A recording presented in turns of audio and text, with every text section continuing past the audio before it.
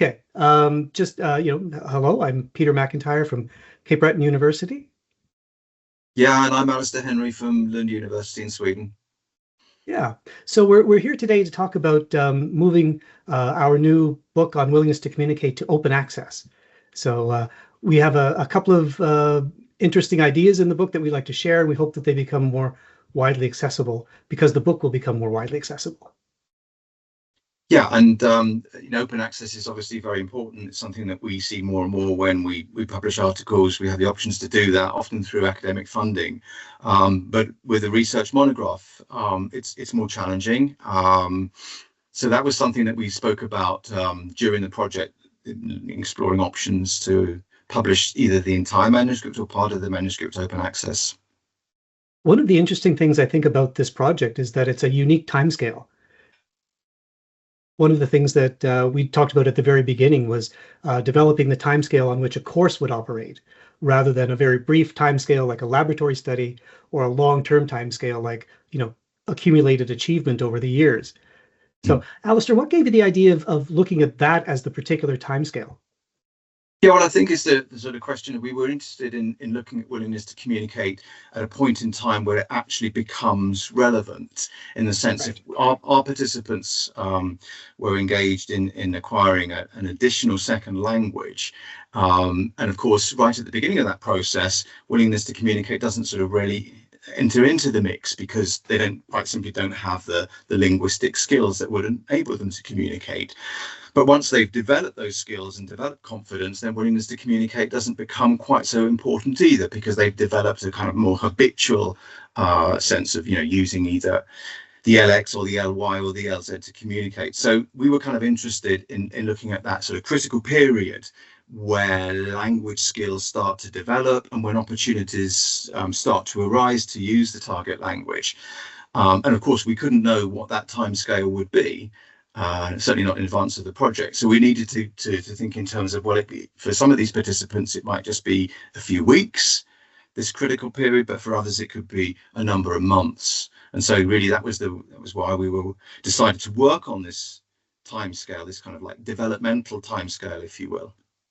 And one of the things that comes very clearly in the book as we recount the stories of the learners is that every now and then you'll find the moment where they make the decision to change their communication patterns and really commit to learning the new language. Yeah, I mean, for some of them, the shift was quite dramatic, and they went from not really using the target language at all, even though there were plenty of opportunities and they certainly had the skills, to essentially communicating in nearly every situation in the target language. Whereas for others, the sort of transition from mostly being unwilling to mostly being willing was more linear in shape. And then of course there can be situations where unexpected things happen and the participant might revert to the use of the LX, or might suddenly find, yes, I didn't think I would be able to communicate in the target language, but I found myself doing it. I did. And that really digs into the volitional process, the process of making a choice and a commitment, because it is quite the commitment to leave behind your familiar language or a Yeah. contact language like English that's you're very, well versed in, Mhm. and jump into a new language like Swedish where you're just struggling and you're going to be struggling, but you make the decision anyway. Yeah, and it's a question of sort of balancing the requirements. So obviously the situational requirements for being effective in one's communication and time, but also the sense that, well, each opportunity is a potential learning opportunity as well, Mhm. and the need to capitalize on those opportunities in the sort of long-term process of actually acquiring the target language. And at the same time, these people are living their lives. They're going to the physicians, they're going to the pharmacies, they're Yeah, going on the yeah. bus, they have to negotiate employment. And it's all of that is all mixed together in these language choices, which makes it a very complex system. Yeah, exactly. And it was quite interesting because in some of these high stakes situations, for example, a visit to a physician or a meeting at a child's school or something like that, participants did in fact choose to communicate in the target language, Swedish, which was certainly not the strongest language. English would have been a much more functional communicative choice, but nevertheless, the sense of wanting to demonstrate perhaps to the interlocutor that they could communicate in Swedish, seeing the situation as a learning opportunity as well, actually encouraged them to do so, even though the stakes were very high. And that feeds into this new theorizing that we do later in the book, where we talk about how these moments of decision come up and all of the factors converge at the same time. And eventually you either choose one language or the other. It's going to come out in one way or another, but that psychological process underneath becomes a very interesting focus. Yeah, and in the book, we develop a three-dimensional model of willingness to communicate, which obviously has its starting point in the two-dimensional pyramid, the classic pyramid model, but where we recognize that it's always the case that a switch can be made to the other language, and it's always the case that different factors are going to combine in uniquely different ways in these multilingual situations. That's right. And then behind the scenes, there's still that opportunity to translanguage and move back to a different language. Everybody switches to English to get over a rough patch or something like that. Right, exactly. Yeah. So I think the book offers some new and insightful commentary on willingness to communicate, the theory, but also these very interesting timescales and these interesting stories of developing willingness to communicate over a timescale in which language development actually happens. Yeah.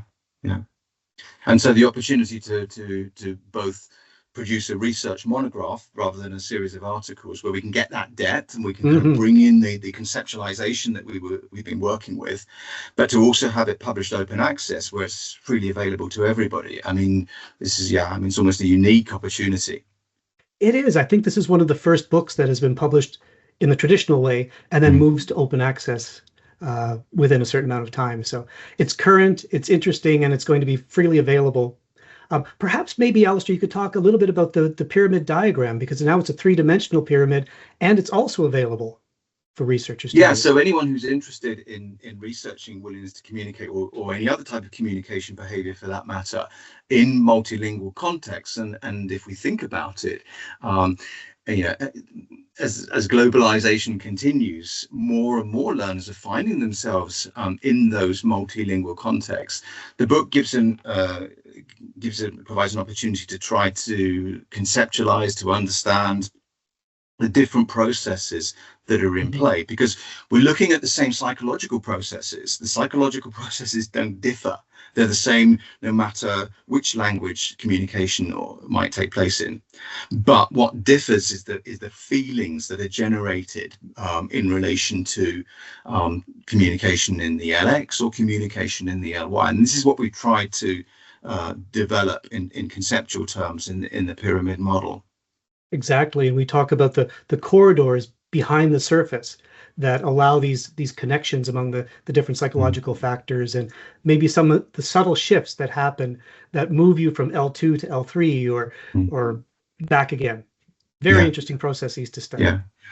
And I think the other thing that, because the book is quite conceptual, we have a number of chapters where they're devoted to developing these ideas, but also I think there are other sections of the book that are quite engaging and cast light on the kind of the everyday experiences of trying to develop skills in another language in a migration context.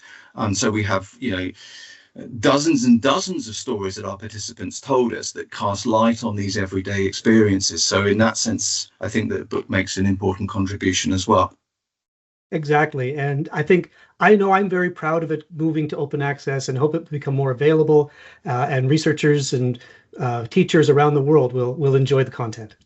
Yeah, and I'd like to, just thank the people at Multilingual Matters for making this possible. Not only are they an excellent group of people to work with in terms of the production of the book, but also providing this opportunity now to make books open access is something I think that we certainly appreciate. Yes, I echo that 100%. So thank you to the good folks at Multilingual Matters. And thank you, Alastair. I've enjoyed this conversation today. Yeah, thanks, Peter. It's always good talking.